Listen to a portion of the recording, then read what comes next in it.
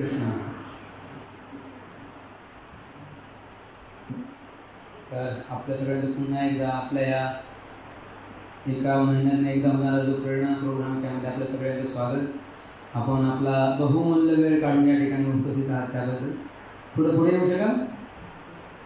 एवढं मागे बसण्याची काही आवश्यकता नाही.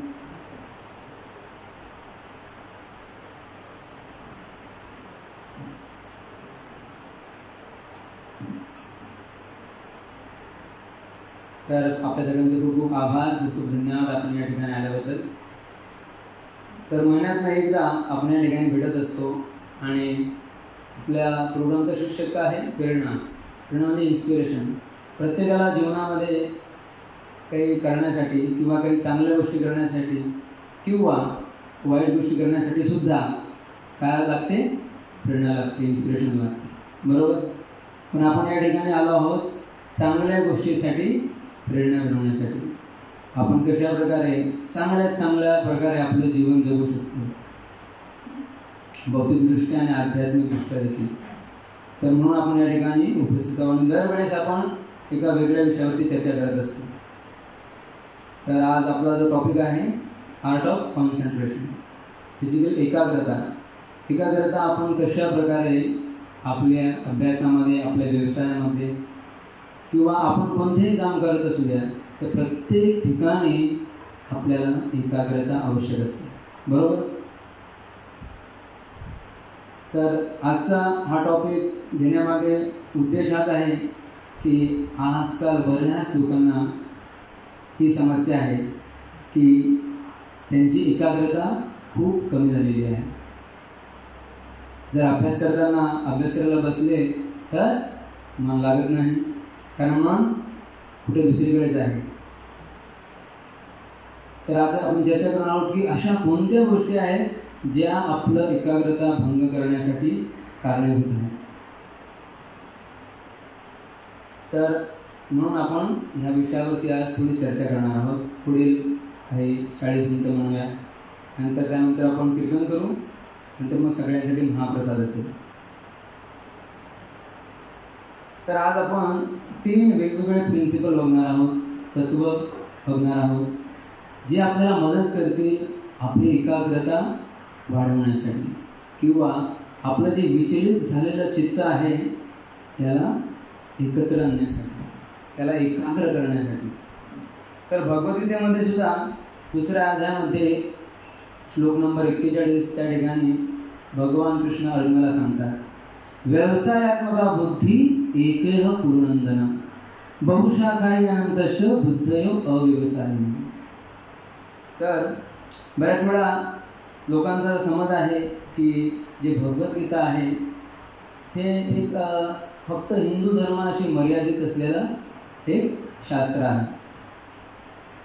पण मित्रांनो, विचार करण्यासारखी गोष्ट आहे की ह्यामध्ये या ठिकाणी भगवान कृष्ण अर्जुनाला काय सांगत आहे. या श्लोकामध्ये एक शब्द आहे व्यवसायात्मका बुद्धी. जर एखादा व्यावसायिक असेल, एक बिझनेसमॅन असेल, त्याला कितीही परिस्थिती भयंकर असली, किती बाजारामध्ये मंदी असली, तरी सुद्धा त्याला माहिती असतं की नफा कसा मिळवायचा, माहीत असतं की नाही. स्पेशली मारवाडी लोकांना यामध्ये खूप मानलं जातं. असं म्हणतात, जहाँ ना पोचे बैलगाडी वहाँ पोचे मारवाडी. ज्या ठिकाणी बैलगाडी जात नाही त्या ठिकाणी पण मारवाडी जाऊन व्यवसाय करतो आणि फक्त व्यवसायच नाही करत, काय मिळवतो? नफा मिळवतो. तर जसा व्यवसायाकडे जी एकाग्रता असते तीच एकाग्रता आपल्याकडे असते. तर भगवान कृष्ण स्वतः अर्जुनाला भगवद्गीतेमध्ये सांगत आहे, व्यवसायात्मका बुद्धी एकेह पुरुनंदना बहुशाखाय अनंतश. पण काही जे लोक असतात त्यांच्या बुद्धीला बरेचसे फाटे फुटलेले असतात. बहुशाखा, शाखा म्हणजे काय? एका झाडाची फांदी, आणि बहुशाखा म्हणजे काय? एकापेक्षा अनेक फांद्या आहेत. तर बऱ्याच वेळा तुम्ही सुद्धा हे अनुभवलं असेल की आपल्या मनाला, आपल्या चित्ताला बरेचसे फाटे फुटलेले असतात. त्यामुळे आपण हाती घेतलेल्या कार्यावरती एकाग्र चित्ताने काम करू शकत नाही, बरोबर की नाही. तर पहिलं प्रिन्सिपल आपण बघणार आहोत, ज्याने आपल्याला मदत होईल ते आहे आपलं जे चित्त आहे, जे भरकटलेलं आहे, त्याला वापस आणणं. तर म्हटलं विथड्रॉइंग द माइंड. कशावरनं? जे इकडे तिकडे पडतं त्याला कंट्रोल करायचं. नंतर त्याला कंट्रोल करून झाल्यानंतर काय करावं लागेल? होल्डिंग, म्हणजे त्याला धरून ठेवा, त्याला जाऊ नका देऊ, इकडे तिकडे पडू नका देऊ. मनाचा हा स्वभाव आहे की तो इकडे तिकडे भरकटणारच, पण आपलं कार्य आहे की आपण त्याला प्रयत्न करावा की होल्ड करून धरून ठेवण्याचा. आणि धरून ठेवल्यानंतर पुढे काय करणार? फोकस दॅट एनर्जी कशावरती? On desired activity. आपलं जे कार्य आहे, तुमचं जे ध्येय आहे, त्या ध्येयावरती ते चित्त एकाग्र करा. तर अशा प्रकारे या 3 प्रिन्सिपल आहेत ते आपल्याला मदत करणार आहेत. तर या प्रत्येकाला या गोष्टीचे संघर्ष करावा लागतो. प्रत्येकाला मन आहे आणि मनामध्ये आपल्या काय चालू असतात? बरेचसे विचार चालू असतात. या ठिकाणी आपण बघू शकता, आपल्याला दिसत असेल प्रत्येक दिवशी आपल्या मनामध्ये वेगवेगळ्या विचारांची देवाणघेवाण किंवा आवक जावक चाललेली असते. ज्यावेळी आपण काही गोष्टी बघतो, काही टेलिव्हिजनवरती काही न्यूज बघतो, कोणता सिनेमा बघतो, कोणती सिरियल बघतो, याच्या दृष्टीने काय होतं? आपल्या मनावरती काही विचार उडवले जातात. जसं तुमच्याकडे समजा घरी दूध येत असेल सकाळी सकाळी, तर त्या दुधामध्ये पाणी टाकलं तर काय होईल? दूध पातळ होत जाईल. आणि तसं भेसळयुक्त दूध असेल पाण्याने, त्याचा काही व्हॅल्यू आहे का? त्याच्यानं तुम्ही काही पदार्थ बनवू शकाल? नाही. पण तेच दूध जर तुम्ही कॉन्सन्ट्रेट केलं, म्हणजे त्या दुधाचं जर दह्यामध्ये रूपांतर केलं, तर दह्यापासून आपल्याला लोणी मिळतं आणि त्या लोण्यापासून आपल्याला तूप मिळतं. बरोबर? तर त्याचप्रमाणे आपल्या मनातील जे विचार आहेत, वेगवेगळे विचार आपल्या मनामध्ये येत असतात, जात असतात. आणि बऱ्याच वेळा आपण हे ट्रान्समीटर आणि रिसिव्हर या प्रकारे कार्य करत असतो.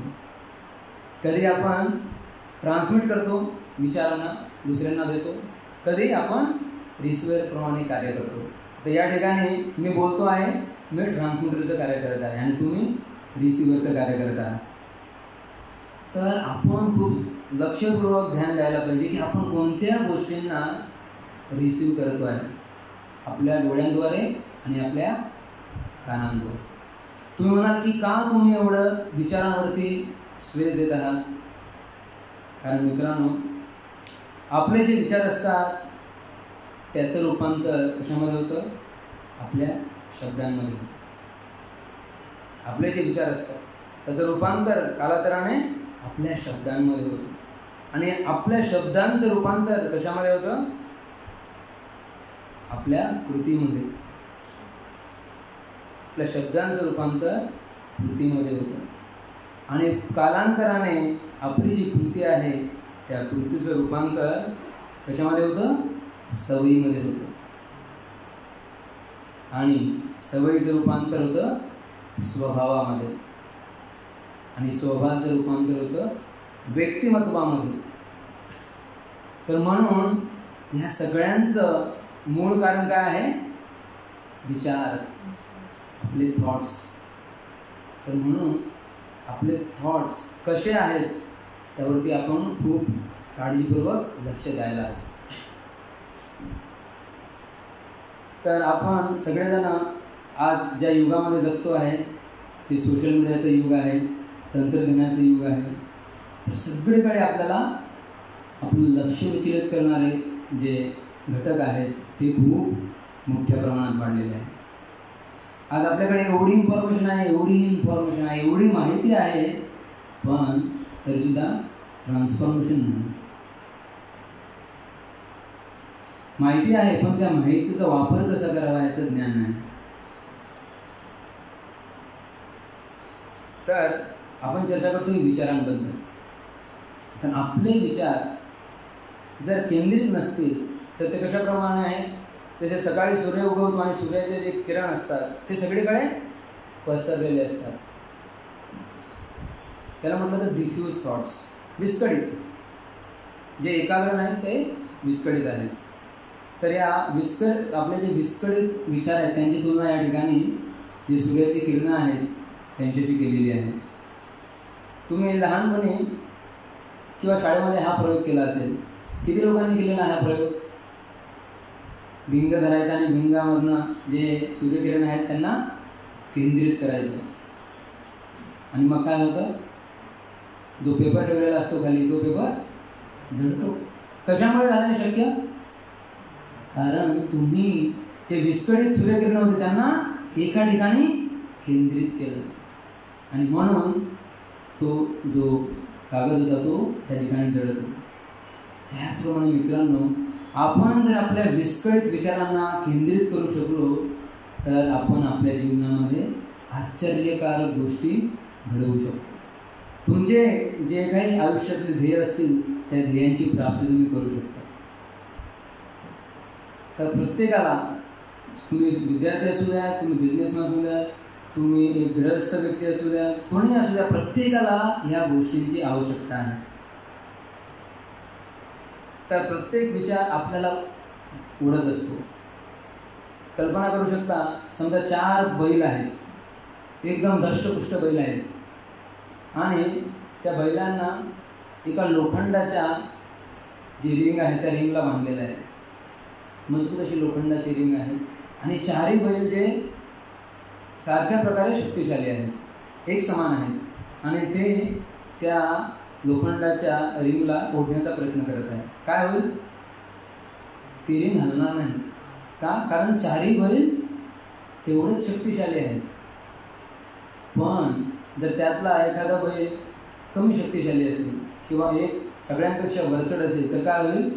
तो त्या रिंगला ओढत घेऊन जाईल दुसरीकडे. त्याचप्रमाणे आपले जे विचार असतात त्यापैकी आपण स्वतः अनुभवू शकतो की काही विचार असतात ते आपल्याला जास्त त्रास देत नाही. ठीक आहे, आता तुम्ही बसला तिथं, कदाचित तुमच्या मनामध्ये विचार आला असेल, हो माहीत नाही आता इथून किती वेळा इथून जायला किती वेळ होईल घरी जायला, असा एक विचार गेला असेल मनातून. दुसरा विचार गेला, अरे माहीत नाही प्रभूनंतर प्रसादामध्ये काय असेल आज, असा पण एक विचार आला असेल मनामध्ये. पण याला जास्त करून अटेन्शन दिलं नसेल. पण समजा कुणाची एक्झाम आहे 4 दिवसांनंतर, तो जर विचार मनामध्ये आला तर तुमचं जे अटेन्शन आहे तो विचार जास्त घेऊन जाईल.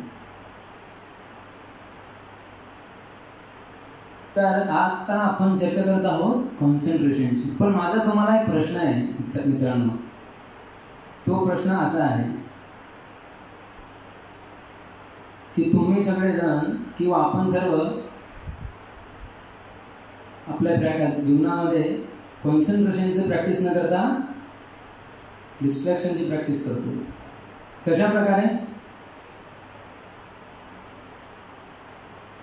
अशा प्रकारे या ठिकाणी आपण बघू शकता, हा जो व्यक्ती आहे एकाच वेळी हा काय करत आहे, किती मोबाईल याच्या हातामध्ये? आपल्याला हे चित्र बघून असं वाटत असेल रे, पण बऱ्याच वेळा आपण सुद्धा अशा परिस्थितीमधून जात असतो. तर अशी जी लाईफस्टाईल आहे, डिस्ट्रॅक्टेड लाईफस्टाईल, अशा प्रकारे आपण जीवन जगत असतो बऱ्याच वेळा. तर म्हणून तुम्ही म्हणाल की हो याचा काही, ठीक आहे प्रभूजी, याचा काय परिणाम होईल?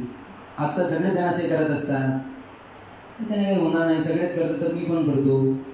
आजकाल बरेच लोकांना सारे मल्टीटास्किंग व्हायला पाहिजे, एकाच वेळी तुम्ही 4-5 गोष्टी करू शकले पाहिजे. पण तुम्ही कोणत्याही यशस्वी व्यक्तीचा उदाहरण घ्या या जीवनामध्ये, हिस्ट्रीमध्ये, जर ते यशस्वी व्यक्ती आहेत ते कधीही मल्टीटास्किंग करत नाही. ते जे कार्य हाती घेतात त्याच कार्यावरती ते फोकस करतात.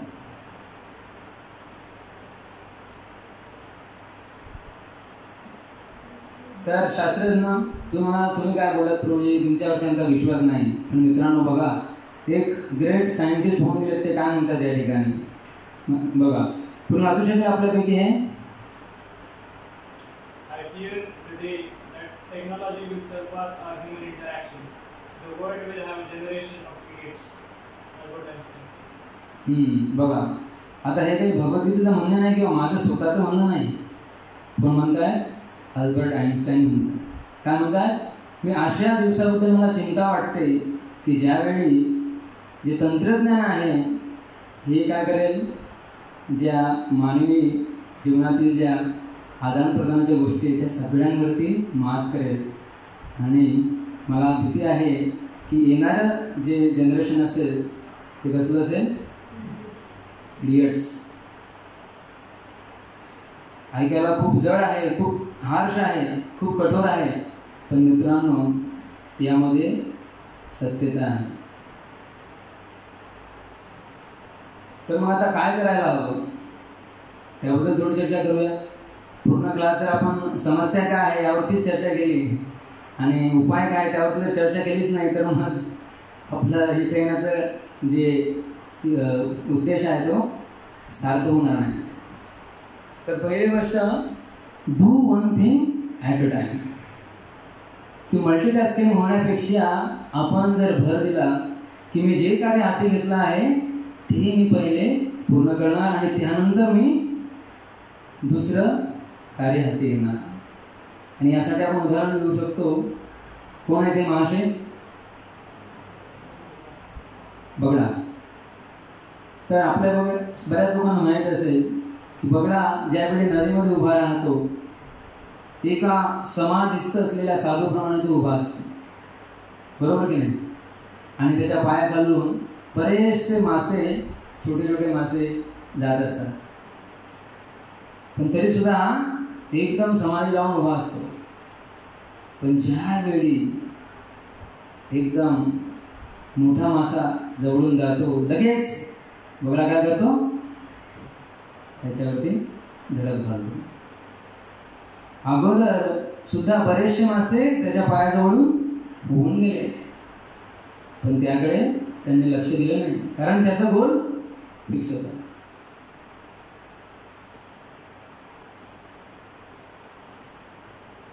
तर आपण सुद्धा त्या बगड्याकडून शिकलं पाहिजे. बऱ्याच वेळा आपण अशा प्रकारे जीवन जगत असतो मित्रांनो, आणि त्यामुळे आपलं जी एकाग्रता आहे ती भंग पावलेली आहे. म्हणून आपण ही जी समस्या आहे ती आपल्याला भेडसावत आहे. दुसरं अजून काय करू शकतो एकाग्रता परत आणण्यासाठी? Increase your will power. Will power म्हणजे काय? इच्छाशक्ती. प्रत्येकाला एक विल पॉवर दिलेली आहे भगवंताने, इच्छाशक्ती आहे. आपल्या प्रत्येकाच्या घरामध्ये वरती गच्चीवरती एक ओव्हरहेड टँक असतो, टाकी ठेवलेली असते, बरोबर? आणि आपण दररोज या टाकीमध्ये काय करतो? पाणी खालून वर चढवत असतो. आणि त्यानंतरच आपल्या घरामध्ये जे काही नळ आहेत ते उघडल्यानंतर पाणी जोराने येतं, फोर्समध्ये येत असतं. जर इमॅजिन करा या टाकीमध्ये आपण पाणी चढवलंच नाही आणि आपण अपेक्षा करतो की आपल्या घरातील जे नळ आहेत त्यांना एकदम जोराने पाणी यायला हवं. शक्य आहे ते? नाही. ज्याप्रमाणे पाणी आपण खालून वर घेऊन जातो तसं आपण प्रयत्न करतो, जाणीवपूर्वक प्रयत्न करतो, बरोबर? त्याचप्रमाणे आपली जी इच्छाशक्ती आहे ती वाढवण्यासाठी आपल्याला जाणीवपूर्वक प्रयत्न करायला हवे.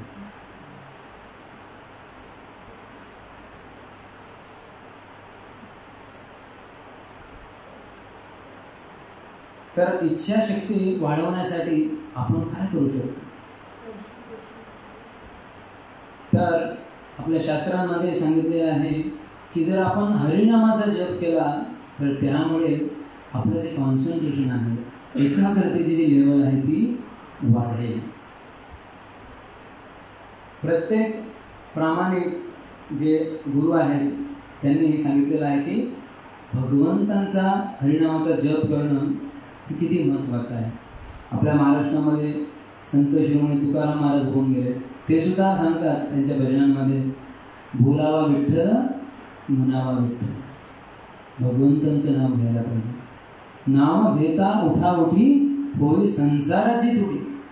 तुकाराम महाराज म्हणतात, अरे बसता उठता भगवंताचं नाव घेऊ शकतो आपण, आणि त्यामुळे काय फायदा होईल, आपल्या जीवनामध्ये ज्या काही त्रुटी असतील, ज्या काही कमतरता असतील, त्या कमतरता भरून निघतील. तर आपण जर हरिनामाचा जप केला तर आपलं जे कॉन्सन्ट्रेशन आहे ते वाढेल. मग त्यामुळे काय फायदा होईल, त्यामुळे फायदा होईल की आपली जी एकाग्रता आहे ती दुसऱ्या गोष्टींमध्ये सुद्धा रिफ्लेक्ट होईल. जी एकाग्रता आपण जप करण्यामध्ये मिळवलेली आहे तीच एकाग्रता आपल्याला दुसऱ्या गोष्टींमध्ये सुद्धा मदतीला येईल. आणि म्हणून आंतरराष्ट्रीय कृष्ण भावना संघाचे संस्थापकाचार्य जे आहेत आपल्याला समोर दिसत आहेत, त्यांचं नाव आहे श्रील A.C. भक्तिवेदांत स्वामी श्रील प्रभुपाद. यांनी वयाच्या 17व्या वर्षी जाऊन पूर्ण पाश्चिमात्य देशामध्ये न्यूयॉर्कमध्ये जाऊन यांनी हरिनामाचा प्रचार केला. श्रीमद भगवद्गीता भागवत या ग्रंथाचा प्रचार केला. आणि केवळ 12 वर्षांमध्ये यांनी विश्वभरामध्ये 100पेक्षा जास्त मंदिरांची स्थापना केली. आणि आज भारतामध्ये प्रत्येक प्रमुख शहरामध्ये इस्कॉन या संस्थेचं मंदिर आहे. केवळ कशाच्या बळावरती, हरिनामाच्या बळावरती, दुसरं काहीच नाही. आणि त्यांचे शिष्य ते सुद्धा ही परंपरा पुढे चालवत आहेत. हे श्रील प्रभुपादांचे शिष्य आहेत, त्यांचं नाव आहे हिज होलीनेस राधानाथ स्वामी महाराज, परमपूज्य राधानाथ स्वामी महाराज. तर हे सुद्धा आमच्या मुंबईच्या मंदिरामध्ये असतात आणि ते सुद्धा जो श्रील प्रभुपादांचा वारसा आहे तो पुढे चालवत आहे. आणि त्यांच्याद्वारेच आम्ही जे हरिनाम किंवा श्रीमद भगवद्गीता भागवत आहे त्यांचं प्रचार कार्य करण्याचा प्रयत्न करत आहोत. तर म्हणून आपण जर जप केला हरिनामाचा तर आपल्याला हा फायदा होईल. तर आजचा लेसन नंबर 1. तर आज आतापर्यंत आपण जेवढं काही चर्चा केली त्यावरतून आपण निष्कर्ष काढू शकतो की आपण काय करायला नको, जर आपलं लाईफस्टाईल आहे डिस्ट्रॅक्टेड, विस्कळीत जीवन जगण्याची जी आपली पद्धत आहे ती आपण थोडी बदलायला हवी. कारण आपण ज्या प्रकारे जीवन जगू त्याच प्रकारे काय होईल, त्या ठिकाणी लिहिलं, whatever we practice we become good at it. असं म्हणतात ना, प्रॅक्टिस मेक्स मॅन परफेक्ट. तर आपली जर प्रॅक्टिस डिस्ट्रॅक्टेड लाईफस्टाईल असेल तर काय होईल, आपलं चित्त कधीही एकाग्र होणार.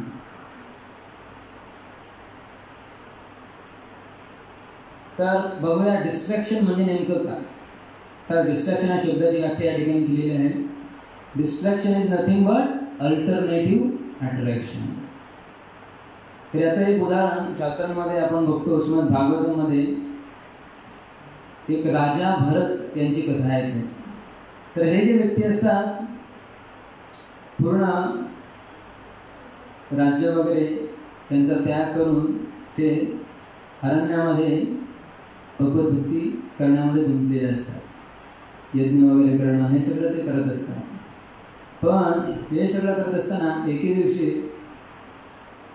त्यांचं दृष्टी एका ठिकाणी जातं. त्या ठिकाणी ते बघतात की एक जे हरिण आहे ती धावते आहे आणि त्या हरिणामागे एक वाघ लागलेला आहे. हरिणामागे वाघ लागलेला आहे, हरिण धावत आहे आणि धावता धावता त्या हरिण उडी घेते. कशावरनं, एक छोटंसं नदी त्या ठिकाणी वाहते, नदीवरनं उडी घेते. आणि तेवढ्यात जो वाघ असतो तो एवढ्या मोठ्याने गर्जना करतो की ही जी हरिण असते त्या हरिणीचा गर्भपात होतो आणि त्या हरिणीचं पिलू त्या नदीमध्ये पडतं आणि हरिण त्या दुसऱ्या बाजूला पडते आणि गतप्राण होते, जीव सोडून देते. तर हे दृश्य बघताय भरत राजा आणि त्यांना दया येते की अरे आता हे हरिणाने उडी घेतली, आणि त्याचं जे पिलू आहे ते पाण्यात पडलं आणि आता ती हरिणसुद्धा गतप्राण झाली. या छोट्याशा हरणाची काळजी कोण घेणार? आणि म्हणून त्या हरणाला उचलून ते त्यांच्या आश्रमामध्ये घेऊन येतात. इथपर्यंत ठीक होतं, हरणाला उचलून घेऊन आले. पण हे सगळं करत असताना त्या हरणाबद्दल एवढे आसक्त होतात ते की त्यांचं जे प्रमुख कार्य आहे भगवत भक्ती करण्याचं, यज्ञ वगैरे करण्याचं, ते कार्य करत असताना सुद्धा ते हरिणाची त्यांना आठवण येत असते. त्या ठिकाणी आपण बघू शकतो ते एका हाताने यज्ञ करतात आणि त्यांचं चित्त कुठे आहे? हरिणाकडे आहे. तर म्हणून या ठिकाणी म्हटलंय distraction is nothing but alternative attraction. एखाद्या दुसऱ्या गोष्टीबद्दल आपल्याला एवढं आकर्षण असतं की त्यामुळे आपण आपल्या मूळ गोष्टीपासून विचलित होतो.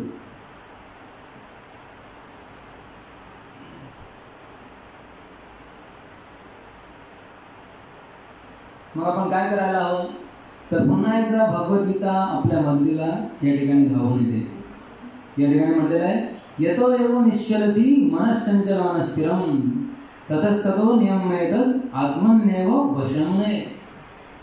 From wherever the mind wanders due to its flickering and unsteady nature, one must certainly withdraw it and bring it back under the control of the self. तर पुन्हा एकदा भगवान कृष्ण आपल्याला या ठिकाणी जगण्याची कला शिकवत आहेत भगवद्गीतेच्या माध्यमातून. ज्या ज्या वेळी आपलं जे मन आहे सैरावैरा धावेल त्यावेळी आपण काय करायला हवं? त्याला परत आणायला हवं. आपला पहिला प्रिन्सिपल आपण बघितलं होता काय? विड्रॉइंग द माइंड, नंतर hold it and then focus it. Same principle या ठिकाणी भगवान कृष्ण अर्जुनाला सांगत आहे. येतो एवढं निश्चलती मनश्चंचल मनस्थिरम. प्रत्येकाचं मन हे चंचल आहे, मनाचा तो स्वभावच आहे. अर्जुनासारख्या व्यक्तीला सुद्धा त्याचं सुद्धा मन चंचल होतं. आणि आपण मगाशी बघितलं की अर्जुन हा एकाग्रतेमध्ये खूप श्रेष्ठ होता. आपण महाभारतामध्ये कथा येते की एकदा द्रोणाचार्याने सगळ्यांना बोलवलं, कौरव आणि पांडवांना बोलवलं. धनुर्विद्येची शिक्षा देत होते द्रोणाचार्य आणि त्यांनी सांगितलं आज चला आज सगळ्यांची परीक्षा घेणार आहे मी. सगळ्यांना बोलवलं आणि मग त्यांनी सांगितलं बघा ते झाड दिसते त्या ठिकाणी, त्या झाडावरती एक पक्षी आहे, तर त्या पक्ष्याच्या डोळ्याला तुम्हाला भेद करायचा आहे. आणि मग प्रत्येकाला त्यांनी विचारलं चल बाण घे, लक्षाकडे नेम धर आणि मला आता सांग तुला काय दिसतंय. तर प्रत्येक एक व्यक्ती मला गुरुदेव मला झाड दिसतंय. पुन्हा त्याला म्हटलं सर बाजूला हो. दुसऱ्याला बाण दिला, त्याला विचारलं तुला आता काय दिसतंय बघ. तो म्हटला गुरुदेव मला झाडाच्या फांद्या दिसतात, चल बाजूला हो. अशा प्रकारे त्यांनी प्रत्येकाला विचारलं. भीमाला बोलवलं, भीमाला विचारलं तुला काय दिसतंय. गुरुदेव मला झाडाची फळं दिसत आहेत. त्याला म्हटलं चल बाजूला हो. तर असं करत करत तर विचार करू लागले सगळेजण अरे गुरुदेव आम्हाला एक संधी पण देत नाही बाण चालवण्यासाठी, अगोदरच म्हणतायत चला बाजूला व्हा. आपलं काहीतरी चुकतं आहे. मग त्यांनी अर्जुनाला बोलवलं. अर्जुनाला विचारलं तुला काय दिसतंय अर्जुना. तर अर्जुन म्हटला मला फक्त त्या पक्ष्याचा डोळा दिसतो. तर एवढी एकाग्रता असणारा व्यक्ती सर्वश्रेष्ठ धनुर्धर अर्जुन सुद्धा भगवद्गीतेमध्ये अर्जुनाला भगवान कृष्णाला प्रश्न विचारतो आहे चंचल ही मनम कृष्ण प्रमाती बलवत दृढम तस्याहम निग्रहम मन्ये वायोरिव सुदुष्करम. बघा आपल्यासारखा व्यक्ती नाही अर्जुन आहे, पण तरी सुद्धा काय विचारतो भगवंतांना हे कृष्णा माझं मन जे आहे खूप चंचल आहे. मी एक वेळेस वायूला नियंत्रित करू शकतो, पण ह्या मनाला नियंत्रित करणं माझ्या पलीकडे आहे. तर असा व्यक्ती जो त्याच्या एकाग्रतेसाठी पूर्ण पूर्ण महाभारतामध्ये नावाजलेला आहे. तो व्यक्तीसुद्धा म्हणत आहे की माझं मन चंचल आहे. तर मग तुमचं आणि आपलं काय म्हणावं? तर भगवंत काय उत्तर देतात अर्जुनाला? निसंशय महाबाहो. असं नाही म्हणत की तू जे म्हणतोयस ते सगळं चुकीचं आहे, मान्य करतात. निसंशय महाबाहो. महाबाहो हे अर्जुनाचं एक नाव आहे. निसंशय महाबाहो मनो दुर्निग्रहं चलम. अभ्यासाने तू कोणत्याही वैराग्याने घोडी येते. तुला अभ्यास करावा लागेल वारंवार. कोणत्या गोष्टींचा अभ्यास? पुन्हा 3 principle. Withdrawing the mind, hold it and then focus it. ह्या गोष्टींचा अभ्यास करावा लागेल. पण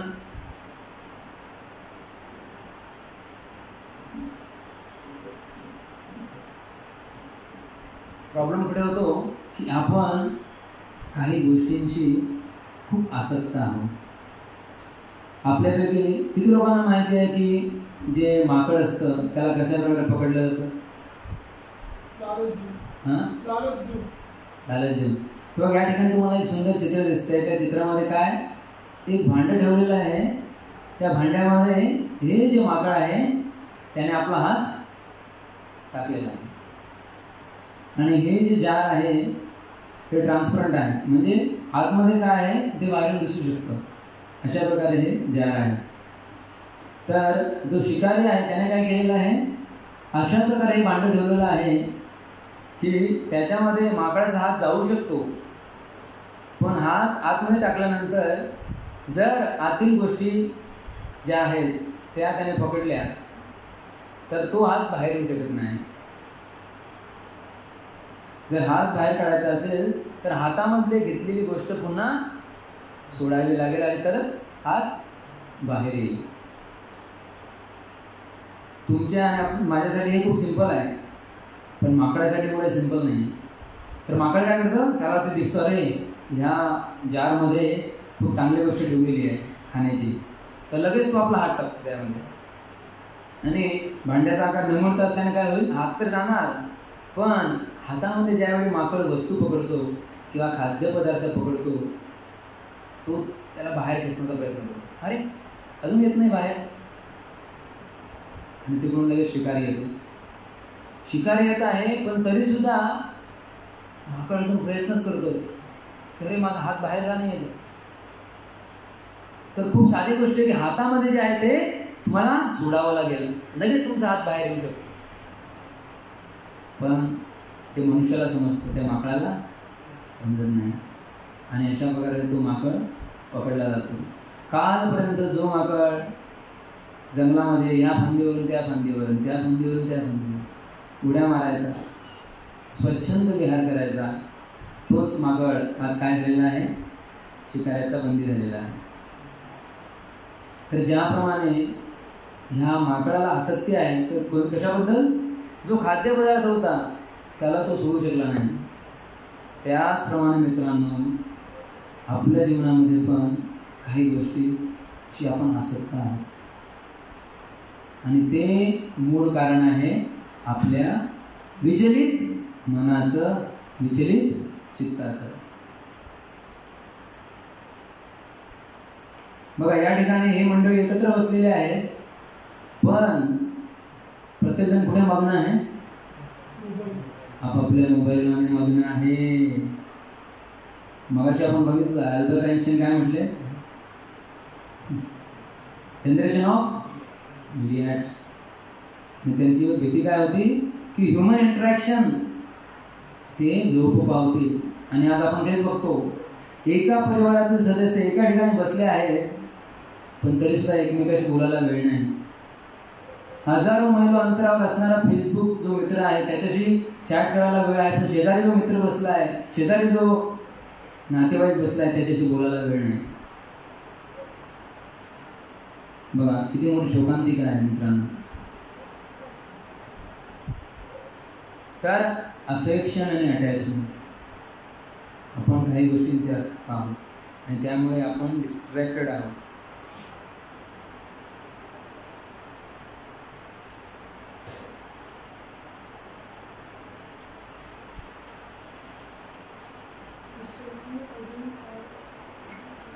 तर आपल्याला विचलित करणाऱ्या जे घटक आहेत ते तर सगळीकडे आहेत, सगळीकडे आहेत. आणि प्रत्येक वयासाठी डिस्ट्रॅक्शन आहे. असं नाही की फक्त जे यूथ आहेत, जे तरुण वर्ग आहेत, त्यांनाच फक्त विचलित करणारे घटक आज उपलब्ध आहेत समाजामध्ये. नाही, प्रत्येक वयोगटासाठी एक वेगळं डिस्ट्रॅक्शन उपलब्ध आहे. पण समस्या काय आहे? बघा हे महाशय किंवा बऱ्याच वेळा कॉलेजचे स्टुडंट प्रभूजी काय करणार, आम्हाला माहिती आहे डिस्ट्रॅक्शन आहे, पण कॉलेजमध्ये वायफाय आहे ना प्रभूजी. वायफाय तर आहे, पण प्रॉब्लेम काय की आपण वायफायशी आसक्त आहोत. We are also attach to them. Distracting agent तर आहेत, विचलित करणारे घटक, पण आपण सुद्धा त्यांच्याशी आसक्त आहोत. ज्याप्रमाणे तो माकड आसक्त आहे त्या खाद्यपदार्थाशी, त्याप्रमाणे आपण सुद्धा काही प्रमाणात का होईना आपण आसक्त आहोत. आणि त्यामुळे आपलं जे चित्त आहे ते भरकटलेलं आहे मित्रांनो. तर लेसन नंबर 2 आजचा काय करायला हवं आपल्याला? Regulated lifestyle. आपली जी जीवनशैली आहे ती रेग्युलेटेड असली पाहिजे, नियंत्रित जीवनशैली. मी असं म्हणत नाही की तुम्ही उद्यापासून मोबाईल यूज करणं बंद करा, उद्यापासून तुम्ही लॅपटॉप यूज करणं बंद करा, नाही. पण प्रत्येक गोष्टीला एक लिमिटेशन असतं. तर म्हणून या ठिकाणी म्हटलं रेग्युलेटेड लाईफस्टाईल, नियंत्रित. पुन्हा एकदा भगवद्गीतेमध्ये भगवान कृष्ण सांगत आहेत. काय सांगतात बघा, खूप सुंदर श्लोक आहे. युक्त आहार विहारस्य युक्त चेष्टस्य कर्मसु युक्त स्वप्नावबोधस्य योगो भवति दुःखः. He who is regulated in his habits of eating, sleeping, recreation and work can mitigate all material pains by practicing the yoga system. युक्त आहार विहार. तर प्रत्येक जण या जगामध्ये 4 बेसिक गोष्टी आहेत, त्या गोष्टींमध्ये करत असतो, गुंतलेला असतो, करत असतो. बेसिकली त्यामध्ये आहे आहार, निद्रा, भय आणि मैथुन. या 4 बेसिक गोष्टी आहेत. आणि बऱ्याच वेळा ह्या गोष्टी सुद्धा आपलं लक्ष विचलित करण्यासाठी कारणीभूत होतात. इटिंग, प्रत्येकाला चांगले पदार्थ खायला आवडतात, बरोबर की नाही? बघा किती प्रामाणिक येतो, किती मोठ्याने हो म्हणतो. खरंच त्यामध्ये काय, प्रत्येकाला आवडतात. कुणी जरी बोलत नसतं तरी त्याला, मला माहिती, त्याला आवडतात. पण मित्रांनो, भगवान कृष्ण आपल्याला काय सांगायचं? असं नाही सांगायचं की तुम्ही चांगले पदार्थ खाऊ नका, तुम्ही गोड पदार्थ खाऊ नका. नाही, काय सांगायचं? या श्लोकामध्ये जो शब्द आहे युक्त, युक्त म्हणजे काय? ॲप्रोप्रिएटली, प्रमाणामध्ये, जेवढं आवश्यक आहे तेवढंच. तर श्रील प्रभुपाद जे इस्कॉनचे संस्थापकाचार्य ते नेहमी सांगायचे, तुम्हाला जर तुमची जिव्हा, ही जी आपली जिव्हा आहे ती आपल्याला नेहमी डिमांड करत असते, अरे चल आज ती डिश खाऊया, त्या ठिकाणी ना तो वडापाव खूप जोरदार मिळतो, अरे ते झाले गेला नाही तिकडे, तू चला जाऊया तिकडे. तर अशी जीव आपल्याला डिमांड करत असते. तर अशी जी अनियंत्रित जिव्हा आहे तिला जर नियंत्रित करायचं असेल तर आपण काय करायला हवं? कृष्ण प्रसाद खायला हवा. बघा कृष्ण भक्तीमध्ये किती सोपं सोल्युशन या ठिकाणी आपल्याला दिलं आहे श्रील प्रभुपादांनी. असं नाही की तुम्ही खाऊ नका. काय सांगितलं आहे? ठीक आहे, जे काही खाणार ना ते फक्त भगवान कृष्णांना एकदा अर्पण करा आणि नंतर ते तुम्ही ग्रहण करा. त्याला म्हटलं तर कृष्ण प्रसाद. तर आपल्या मंदिरामध्ये पण आपण जे काही प्रसाद सगळ्यांना देत असतो तो अगोदर कुणाला आपण भोग दाखवत असतो? भगवान कृष्णांना. तर म्हणून आपलं जे काही काय ते सगळं काही खाऊ शकतो आपण, पण फक्त काय भगवंतांना पहिले अर्पण करा. आणि भगवंत एवढे द्यावे असं नाही की ते सगळं त्यांच्याकडे घेऊन टाकतात, परत येतात सगळं आपल्याला, आहे की नाही? का असं कधी होतं की तुम्ही देवाला नैवेद्य दाखवला आणि अर्धा नैवेद्य काय नैवेद्यामध्ये जे पुरी होती किंवा जे भजी होती ती गायब, फक्त डाळ राईस परत. असं नाही, भगवंत आपल्याला सगळं काही परत देतात. दुसरं आहे स्लिपिंग. स्लिपिंग कोणाला नाही आवडत? निद्रा प्रत्येकाला प्रिय आहे की नाही? बऱ्याच वेळा आम्ही विद्यार्थ्यांना सांगत असतो, अरे मंदिरामध्ये मंगलआरती असते 5 वाजता, येणार का तू? हो येणार प्रभूजी, नक्की येणार प्रभूजी. आणि उद्या तू दिसतच नाही. मग नंतर येतो तो, आम्ही त्याला विचारतो, अरे काय झालं, तू म्हटला होता येणार? हो प्रभूजी म्हटलं होतो, पण सकाळी सकाळी जागच नाही आली. हो प्रभूजी, काय सांगायचं तुम्हाला, एवढी मस्त थंडी होती आणि ते एकदम गुलाबी थंडीमध्ये एवढी चांगली झोप लागते आणि त्यामुळे मला उठवलंच गेलं नाही. तर निद्रा प्रत्येकाला प्रिय आहे आणि ती शरीराची गरज आहे. असं नाही की आपण झोपायला नाही, पण ती सुद्धा प्रमाणामध्ये, ॲप्रोप्रिएटली. नंतर आहे मीटिंग. तर मीटिंग सुद्धा आपण कशा प्रकारे नियंत्रित करू शकतो? धार्मिक पद्धतीने. इस्कॉनमध्ये जे 4 नियम आहेत त्यापैकी एक नियम आहे परस्त्री संघ वर्जन. म्हणजे आपल्या पत्नीला सोडून इतर कोणत्याही स्त्रीला आपण कशा पद्धतीने बघतो? माते समान. तर नीतिशास्त्रामध्ये खूप सुंदर श्लोक आहे, त्यामध्ये म्हटलं आहे, मात्रवत परदारेषु. जी परस्त्री आहे तिला तिच्या मातेच्या रूपामध्ये आपण बघतो. आणि अशा प्रकारे आपण हे जी गोष्ट आहे ती सुद्धा नियंत्रित करू शकतो. आणि शेवटचा आहे डिफेंडिंग. डिफेंडिंग म्हणजे काय? स्वतःची रक्षा करणं. स्वतःची रक्षा करणं ही योग्य आहे, पण अननेसेसरीली विनाकारण कुणाशी झगडा करणं हे योग्य नाही. तर अशा प्रकारे आपण ह्या 4 गोष्टी जर पालन केल्या तर आपलं जी जीवनशैली आहे ती नियंत्रित जीवनशैली होऊ. आणि असं नाही की जर तुम्ही या गोष्टीचं पालन केलं तर तुम्ही जीवनामध्ये मौजमजा करू शकत नाही. बघा, बाहेरचे लोक मोठमोठ्या हॉटेलमध्ये जाऊन पार्टी करतात, बरोबर? तिथे जाऊन काय करतात? काही 2 चांगले पदार्थ खातात. आपण सुद्धा तेच करतो. आपण कृष्णप्रसाद खातो. आपल्या प्रोग्राममध्ये पण स्वीट असतं, हा सुद्धा आहे. बाहेरचे लोक मोठमोठ्या पार्टीमध्ये, लग्नामध्ये डान्स करतात, स्टेजवर डान्स करतात.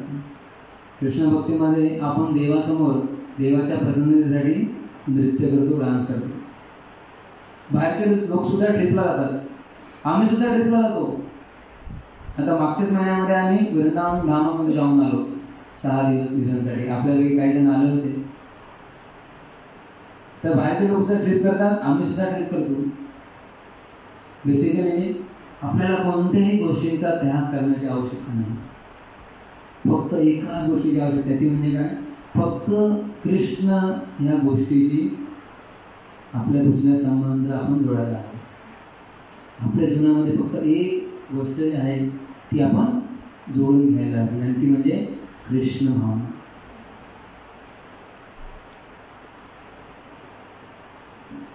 तर ही खूप सुंदर आणि अशी प्रसिद्ध अशी गोष्ट आहे, ती प्रत्येकाने ऐकली असेल अशी मला आशा आहे, खात्री आहे. लहानपणी प्रत्येकाने ही गोष्ट ऐकली असेल. तर हा जो टोपी विकणारा व्यक्ती आहे त्याच्यासोबत जे घडतं त्यानंतर तो काय करतो? बघा, अनिरुद्ध जागे सांगतोय. तो काय करतो? टोपी विचार करतो पहिल्यांदा. तो जर त्याने असं केलं असतं की खालची काही दगड घ्यायचे आणि त्याला माकडांना मारायचे, माकडांनी काय केलं असतं? तेच दगड कॅच केले असते आणि मारले असते.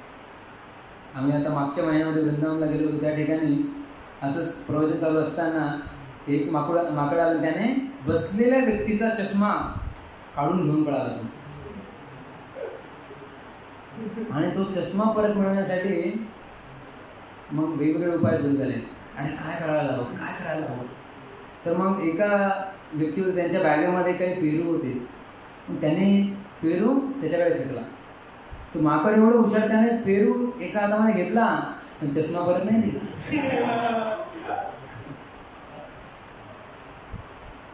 तर माकडांची जी टेंडन्सी असते ते काय करतात, इमिटेट करतात, जसं व्यक्ती करेल तसं ते करतील.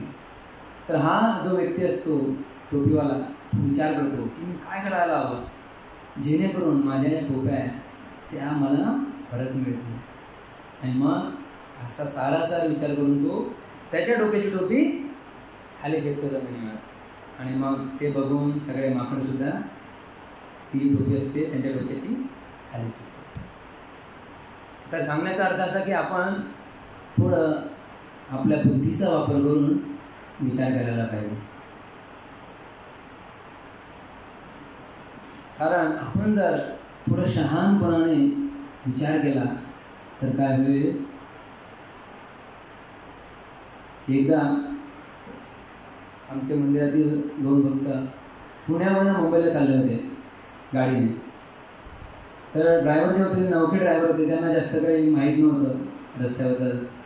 तर या ठिकाणी आपल्याला दिसतंय मागून रस्ता सुरू होत आहे आणि या ठिकाणी 2 वळणं आहेत, बरोबर. तर एक रस्ता जातो मुंबईकडे आणि दुसरा रस्ता जातो दुसरीकडे कुठेतरी. पण ज्यावेळी हे लोक तिथून आले प्रवास करत करत, तर नवखे असल्यामुळे त्यांनी या दुसऱ्या बाजूने प्रवास सुरू केला. पण खात्री नसल्यामुळे काय होतं, त्यांचा प्रवास हळूहळू चालला होता. कारण खात्री नाही आपण कोणत्या मार्गाने जातो, तर त्यामुळे त्यांचा प्रवास हळूवार चालू होता. तर पुढे 1-2 किलोमीटर गेल्यानंतर त्यांनी एका व्यक्तीला विचारलं, हो साहेब, हा जो रस्ता जातो हा मुंबईलाच जातो ना? तर तो म्हणाला, अरे तुम्ही असं करा, तुम्ही उलटे फिरा आणि इथून 2 किलोमीटर मागे जा आणि त्या ठिकाणी तुम्हाला एक वळण दिसेल आणि मग तो वळण घेऊन तुम्ही. तर हे वाक्य बोलण्याच्या आतच यांनी गाडी फिरवली पण आणि सुसाट निघाले पण. का? पहिल्यांदा ज्यावेळी प्रवास करतो त्यावेळी स्पीड कसा होता, स्लो होता. कारण खात्री नव्हती की आपण योग्य मार्गाने जात आहोत की नाही. पण आता त्यांना खात्री पटली की अरे 2 किलोमीटर मागेच आपण तो वळण सोडून आलेला आहोत. आणि हा जो व्यक्ती सांगत आहे त्या वळणाबद्दलच तो सांगत आहे. आणि म्हणजे त्यांना क्षणाचा विलंब केला नाही, त्यांनी लगेच गाडी फिरवली आणि तो व्यक्ती वाक्य पूर्ण करण्याच्या आतच हे सुसाट निघाले. सांगण्याचा अर्थ की आपलं जीवनातील जे डिसिजन आहे ते जर क्लिअर असतो. आपण जर शहाणपणाने आपल्या बुद्धीचा वापर करून निर्णय घेत असेल तर आपला स्पीड पण कसा असेल, जोरात असेल. या लोकांचं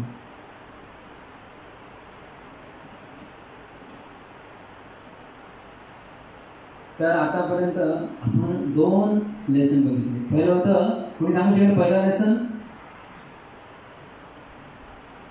काय बघितलं आपण? जोराने बोलू शका. ते 3 तत्व होते आणि ते 3 लेसन आपण बघितले. तर पहिला लेसन आपण बघितला की we should not live distracted life. आपली जीवनशैली ती डिस्ट्रॅक्टेड नको. दुसरा आपण बघितलं ती रेग्युलेटेड असली पाहिजे, नियंत्रित जीवनशैली आपल्याला जगायची. आणि हा लेसन नंबर 3. लेसन नंबर 3 काय आहे? बिग बॉस कोण आहे? कृष्णा. ते माझं म्हणणं नाही आहे, ते शास्त्रांचं म्हणणं आहे. ईश्वर परमकृष्ण सच्चिदानंद विग्रह अनादिरादिर गोविंद सर्व कारण कारण.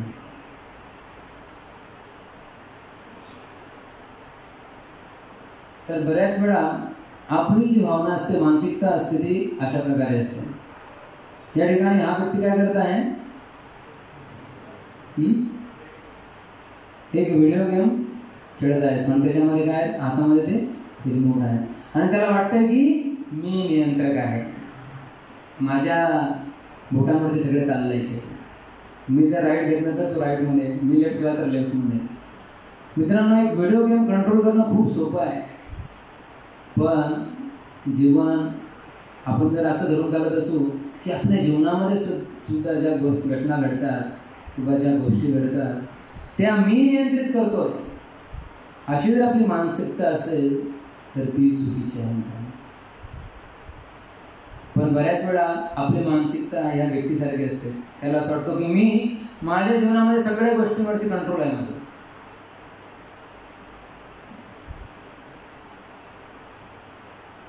पण जी सत्य परिस्थिती आहे ती अशा प्रकारे आहे. तर ब्रह्मसंहितेमध्ये हा श्लोक येतो, त्या ठिकाणी ब्रह्मदेव म्हणतायत, सृष्टी स्थिती प्रलय साधन शक्ती एका छायवयस्य भुवनानि विभक्ती दुर्गा इच्छानुरूपम अप्यस्य चष्टतेसा गोविंदमादि पुरुषम तमहं भजामि. 3 प्रमुख गोष्टी आहेत. सृष्टी म्हणजे क्रिएशन, स्थिती म्हणजे मेंटेनन्स आणि प्रलय म्हणजे डिस्ट्रक्शन. तर ह्या त्या 3 प्रमुख गोष्टी आहेत. हे सगळं कोण करतं? भगवान कृष्ण करतात. आणि कोण सांगत आहे?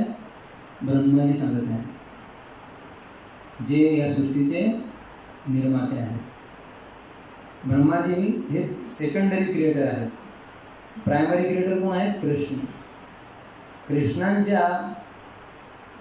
जे ज्ञान दिलेलं आहे त्या ज्ञानाच्या बळावरती ब्रह्माजी या सृष्टीचं निर्माण केलं. तर ते सुद्धा सांगत आहेत की Krishna is actually doing everything. सृष्टी, स्थिती आणि प्रलय 3 प्रमुख गोष्टी आहेत. निर्मिती करणं, जे निर्माण केलं आहे त्याला मेंटेन करणं, आणि पण डिस्ट्रक्शन करणं.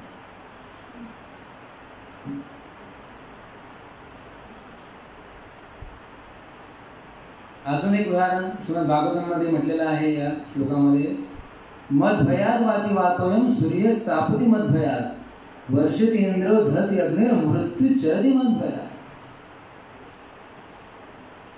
तर या ठिकाणी म्हटलेलं आहे, जो आपल्या ठिकाणी आपल्या आजूबाजूला जो वारा आहे तो वाहत असतो. जो सन आहे, जो सूर्य आहे, गेले कित्येक वर्ष वेळेवर उगवतो आणि वेळेवर अस्ताला जातो. प्रत्येक वर्षा ऋतूमध्ये वर्षा होते, पाऊस पडतो, आणि जो अग्नी असतो तो जळतो, आणि जो मृत्यू असतो तो वेगवेगळ्या ठिकाणी जाऊन त्याचं कार्य करत असतो. या सगळ्या गोष्टींचं नियंत्रण कशामुळे होत आहे? भगवान कृष्ण सांगत आहेत, मद भयात, केवळ माझ्या भयामुळे. कारण बिग बॉस कोण आहे? कृष्ण आहे. आणि याची प्रचिती आपल्याला श्रीमद भागवतमध्ये बऱ्याच ठिकाणी येते. किंवा श्रील प्रभुपादांनी जे दशम स्कंदाचं लिखाण केलेलं आहे कृष्णा बुकमध्ये, कृष्ण पुस्तक आहे, त्यामध्ये सुद्धा आपल्याला हे कळून येतं की कशा प्रकारे भगवान कृष्ण हे परम नियंत्रक आहे. मग आपण कोण आहे? आपला काय रोल आहे? जर परम नियंत्रक भगवंत आहे, मग आपलं काय रोल आहे? आपण काय करायला हवं? तर मित्रांनो, आपण जरी परम नियंत्रक नसलो तरी आपण काही अंशी, काही प्रमाणात नियंत्रक आहोत. जसं एखादा घरामध्ये जो कर्ता व्यक्ती असतो त्याचं नियंत्रण घरातील व्यक्तींवरती असतं. तर असं नाही की आपल्याकडे नियंत्रण नाही आहे, पण खूप अल्प प्रमाणामध्ये नियंत्रण आहे आपल्या हातामध्ये. आणि ते सुद्धा बऱ्याच वेळा आपल्याला कळून येतं की अरे ते सुद्धा नगण्य आहे. आपण एखादी पदार्थ खाल्ला आणि अचानक रात्री आपल्या पोटात दुखायला लागतं, आपण काय करतो? आहे का आपण नियंत्रण त्यावरती? काहीच करू शकत नाही आपण. तर मग आपण कोण आहोत? तर या ठिकाणी म्हटलंय, we are not the control but we are caretaker. Control नाही, पण आपण एक केअरटेकर. केअरटेकर म्हणजे काय? त्याच्याकडे काही काळासाठी एक गोष्ट दिलेली आहे आणि त्याचं कर्तव्य आहे की त्या गोष्टीचं सांभाळ करणं. तर मित्रांनो, आपल्याला हे जे शरीर दिलेलं आहे, मानव शरीर हे भगवंताने दिलेलं आहे. आपल्या आयुष्यामध्ये जे काही नाते दिलेले आहेत, आई वडील बहीण वगैरे जे काही आहेत, ते आपल्याला कोणामुळे मिळाले? आपण निवड केली होती का? की मला हा व्यक्ती मामा म्हणून पाहिजे, हा व्यक्ती काका म्हणून पाहिजे, अशी आपण निवड केली होती? नाही. हे सगळे दैव अरेंजमेंट, दैवगतीमुळे आपल्याला मिळालेलं आहे.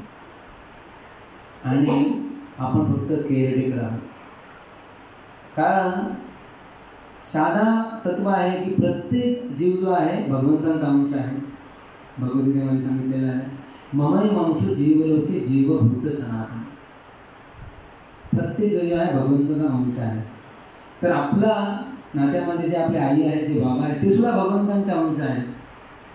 तर ते भगवंतांचा अंश असल्यामुळे आपलं सुद्धा कर्तव्य आहे की त्यांची सेवा करणे.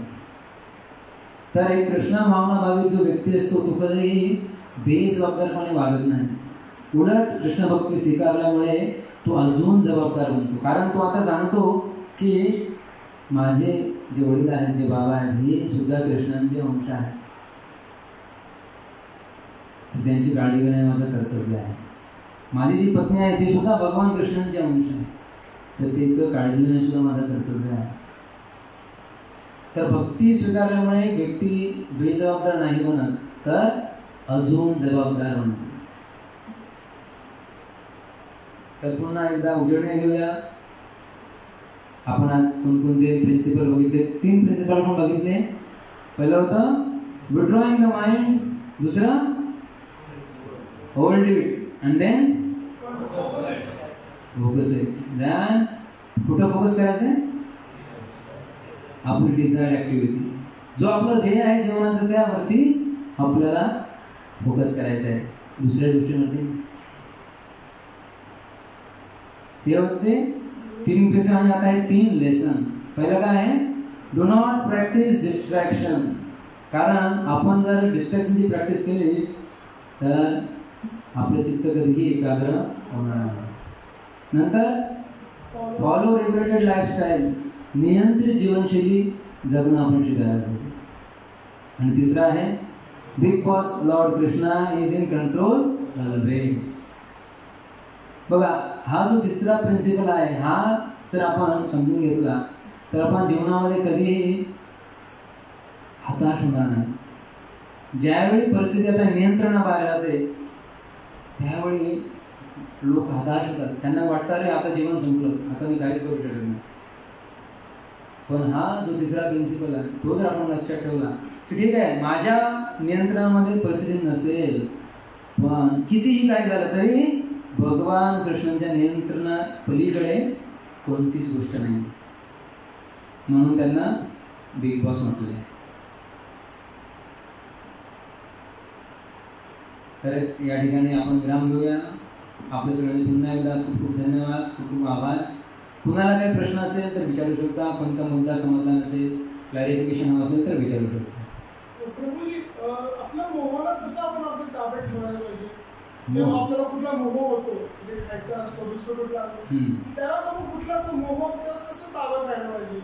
जेव्हा तुम्ही म्हटलं खायचं त्यावेळेस आपला तो मोह आपला आवडत म्हणजे. तर आपण चर्चा केली ना की आपल्याला खायला मनाई नाही केलेली आहे. फक्त काय सांगितलं आहे, जे खायचं असेल ते पहिले भगवंतांना अर्पण करा आणि मग तुम्ही खाऊ शकता. सिंपल. कृष्णप्रसाद खा. तुमची जी खाण्याची इच्छा आहे तिला विनाकारण हे करू नका की नाही आता उद्यापासून थोडं बंद नाही खायचं. नाही, खाऊ शकता नाही. कृष्णप्रसाद करतो. अजून काय तुम्हाला प्रश्न? काय काय परत बोला. हां, आता तुम्ही हा प्रश्न विचार, कारण तुम्ही पहिला जो आम्ही डिस्कस केला पार्ट आहे त्या ठिकाणी तुम्ही नव्हतात. तर आम्ही अगोदर चर्चा केली की आपण बऱ्याच प्रकारे आपलं जी जीवनशैली आहे त्यामध्ये अशा प्रकारे कार्यकलाप करतो की आपण बऱ्याच वेळा डिस्ट्रॅक्टेड असतो. म्हणजे एकाच वेळी आपण मल्टीटास्किंग करतो. एका गोष्टीवर फोकस न करता आपण एक गोष्ट करतो आणि त्याच वेळी आपण दुसरी गोष्ट पण करतो. उदाहरणार्थ तुम्ही अभ्यासाला बसले आहेत, अरे व्हॉट्सअपचे मेसेज आले 2-4, हां अरे मग आता रिप्लाय करावा लागेल नाही याला. किती महिन्याने माझ्या मित्राचा मेसेज आला आहे, मला रिप्लाय करायला पाहिजे की नाही. मग रिप्लाय करेल. मग तो तिथून काही रिप्लाय करेल. मग तुम्ही इथून काय करणार आणि अभ्यास बाजूला. याला म्हणतात डिस्ट्रॅक्टेड लाईफस्टाईल. तर आपल्या मनाचा स्वभावच आहे की आपण एका कार्यावरून दुसऱ्या कार्यावरती तिथून तिथून असं जम्पिंग करत असतो, उड्या मारत असतो. पण त्याला आपण जाणीवपूर्वक नियंत्रणामध्ये ठेवलं पाहिजे. तर म्हणून आपण हे 3 प्रिन्सिपल बघितले. काय? Withdraw your mind. तुमचं जे मन आहे त्याला तिथून काढा. नंतर त्याला थोडं नियंत्रण आणा. आणि ती जी नियंत्रित झालेलं मन आहे त्याला पुन्हा एकदा जी तुमची डिझायर्ड ॲक्टिव्हिटी आहे, जे तुमचं ध्येय आहे, जे तुमचं गोल आहे त्यावरती फोकस करा. ओके, अजून कोणाला काही प्रश्न?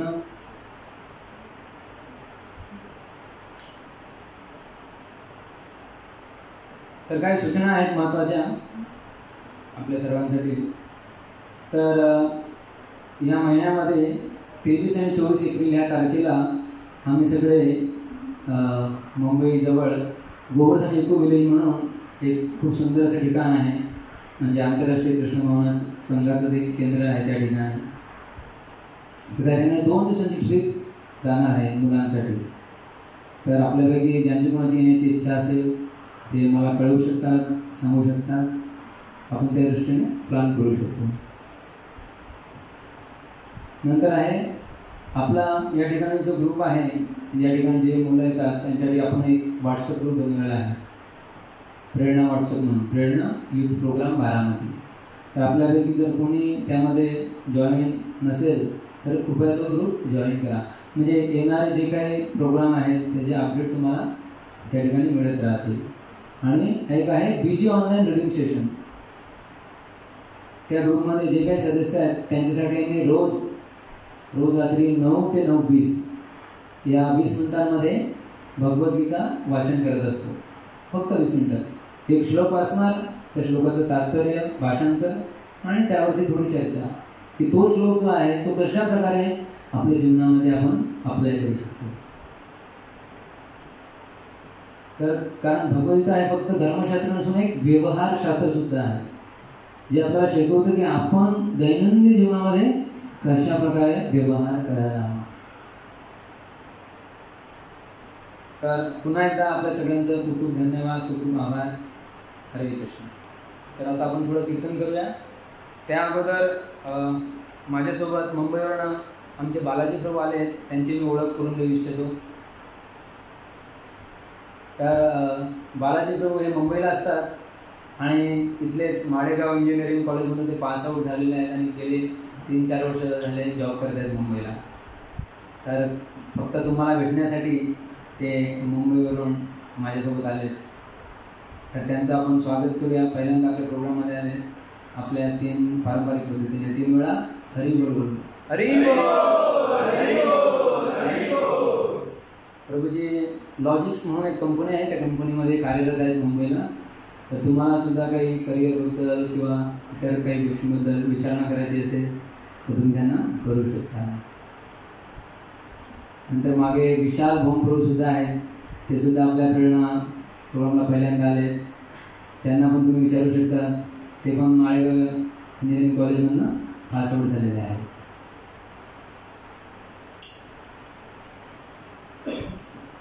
तर आपण थोडं कीर्तन करूया, नंतर मग प्रसाद घेऊया.